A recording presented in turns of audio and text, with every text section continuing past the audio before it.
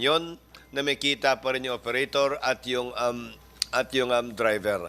Ang solusyon dito, Mr. Chairman, sa panig naman ng ating gobyerno, mulat mula ang solusyon naman dito, pinansyal eh. Paano nyo mabibigyan ng sapat na kakayahan ang PUV, driver at operator para mabili itong sinasabi nyong malinis, moderno, mas maayos at mas maganda? Hanggat hindi po sapat ang financing, kahit anong puwersa nyo na magkooperatiba yan, para lamang makabili ng mga sinusubo ninyong galing China at galing Russia, hindi po talaga uubra eh. At isa pa po, saan na napunta yung tradisyon, kasaysayan at kultura natin kaugnay sa jeep?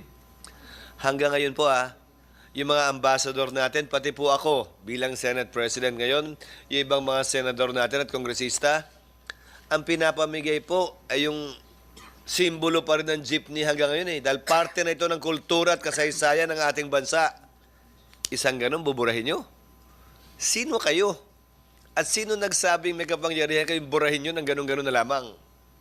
Kaya pinapanukala ko, Mr. Chairman, buwang paniniwala ko na mayoriya ng mga senador ay sumusuporta sa pagsuspinde ng modernization program na ito. Kaya imbis na panukalang batas o dagdag dito, makakapagpasa tayo agad ng resolusyon expressing the sense of the Senate na hinihiling at pinapanawagan sa Pangulo na ito'y pansamantala munang suspindihin hanggat hindi nasasagot lahat ng mga katanungan, lahat ng problema at lahat ng kwestyong pinansyal kaugnay